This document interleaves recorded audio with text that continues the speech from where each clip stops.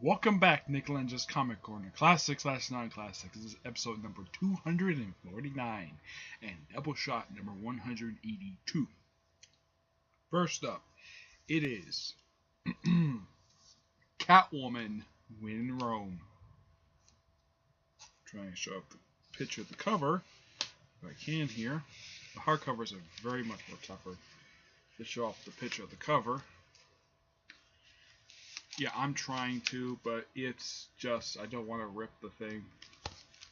I don't think there's an interior cover of this. No, I don't think so. This collects the entire miniseries. It's only 6 issues long.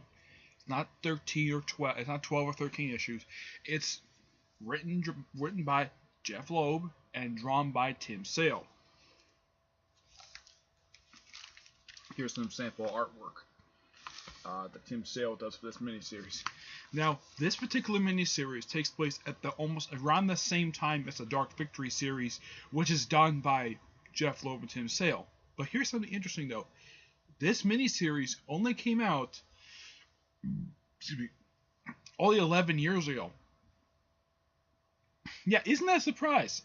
This miniseries is only 11 years old, while Dark Victory is 16 years old. Yep. And here's something good about this miniseries. It takes place in a period of 1 week. Yeah, each issue takes place in a period of 1 day. Yeah, it's just Catwoman in Rome, just researching any connection that she has to the Falcone family, and the Riddler is tagging along. He's a supporting character in this miniseries.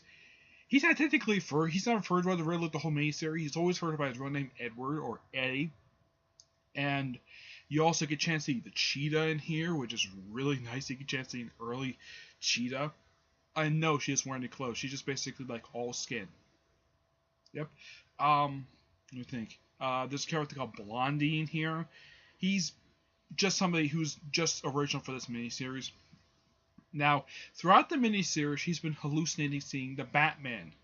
Now, Batman himself does not make a physical appearance in this particular miniseries. So, you could say, yeah, this is the first series that has Batman, but that it's a Batman limited series that does not have Batman physically make appearance. You see, when Batman shows up here, it's a hallucination. Heck, even the Joker. You want to know what the Joker, Joker himself shows up in the very first issue alone, but the whole first part of the book is just a dream sequence. But when Catwoman takes up Batman's mask, it's Carmine Falcone. And yeah, it's a dream. But throughout the whole series, she's seeing Batman in Rome, which some people are thinking this miniseries takes place at the same time as Dark Victory. And everyone keeps thinking, though, why is Batman show up here even though he's in Dark Victory? There's a very good explanation for that. It is revealed, spoiler alert here, this book is 11 years old, so who cares about spoilers? The person behind Selina getting all these hallucinations of Batman is Jonathan Crane, the Scarecrow. He's the one behind it. But that was an interesting little plot twist that he was behind the Batman hallucinations. And also, is it just me, or is it just that Tim Sale just loves Joe and Selina kind of in the nude? Like, there's one scene in the book where she's coming out of the shower and she's confronting Riddler in the room, and you get to see her rear end. Or her later on in bed, and she's butt-ass naked, and she just happened to show off her goodies to the Blondie. He's like, yeah, I've got no gun, and he just sees her breasts, and she's like covering up quickly.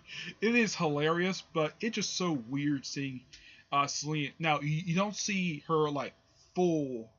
I mean, I don't recommend this to anybody who is under the age of, let's say, 14, let's say, because the series is kind of it's very mature. Now, this is not the first time that Selina has shown up her rear end in a comic book. She also has done that in the first issue of Bruce Baker's run for Catwoman. The artwork was drawn by Darwin Cook. He basically drew it in the first issue where she shows off her rear end, but only lasts one panel. It's not like the whole book she just walks around butt ass naked. And the end of one issue where she's apparently supposed to apparently making out with Batman, and it turns out she's making out with the Riddler.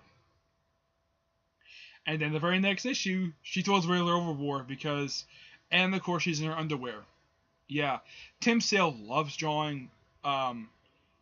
He loves sexualizing Catwoman, which is fine. She's a woman. I don't have a problem with that.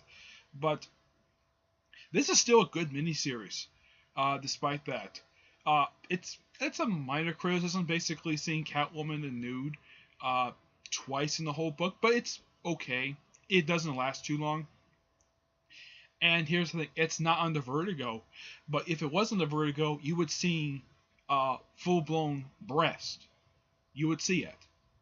But seeing brief nudity in here, that's not unexpected for a Catwoman comic, though she hasn't really done that in the past decade or so, which is kind of nice for people who don't like seeing nudity in regular DC Universe comics. But despite that, good comic, 9 out of 10. Highly recommend simply people who are fans of the Catwoman character and people who are fans of Batman. And it's a high recommendation for people who are Batman collectors. This is important to Batman timeline. Alright, next up is Deadpool, the complete collection by Daniel Way. Now, Daniel Way this book collects Deadpool, Volume 2, issues 1 through 12, Thunderbolts, 130 to 131, and Wolverine Origins 120. Wolverine Origins 2125. Now, how this book goes is that first it has the 5 issues of Wolverine Origins. Now, Danny Way was writing Wolverine Origins at the time when he started writing Deadpool. So they put those 5 issues in here first because he started that 5-issue storyline that came out just before the start of this series. Then you have the Deadpool comic. And of course, it crosses over with Thunderbolts. Now, Thunderbolts is not written by Danny Way. You see, Thunderbolts at this point is written by Annie Diggle. Now, this is before Jeff Parker takes over the book, and it's a pretty decent book. Now, Thunderbolts, I've read every single issue of Thunderbolts. There's never been a bad issue of the series. There's been some hokey stuff, and the book has been consistent through its several different writers. Especially the current writer is just really good. But the whole point of the Thunderbolts issues being here is because Deadpool crosses over with Thunderbolts. And here's the thing. That's actually a follow-up to the first story arc of the Deadpool. Which, by the way, every single issue, with the exception of the 2-issue storyline, that 2 issues of Deadpool that cross over with Thunderbolts, every single storyline that every single story arc that happens in here for Deadpool is only 3 issues long. Like the Secret Invasion storyline, only 3 issues. There's a couple filler story arcs, and of course the Magnum Opus storyline, and of course stuff that comes after that. This, if you're a Deadpool fan, I highly recommend this. Heck, there's at one point where in this book where he's asking the Black Widow, who was actually allegedly the second Black Widow, but it's later revealed to be Natasha Romanoff posing as her, asking her if she's got a boyfriend, like kind of asking her. And I've been thinking, though, if you read this now, like, why is Deadpool asking her out when he has a wife? There's a reason for that. This is several years before he gets married. This is him when he's still single. Okay? And, should show off some artwork. Now, this is from Wolverine Origins. This is done by Steve Dillon. Yeah, he's the artist for the Wolverine Origins issues. The Deadpool issues, those are done by, let's see, the Deadpool issues, if I can find the page here. Let's see. If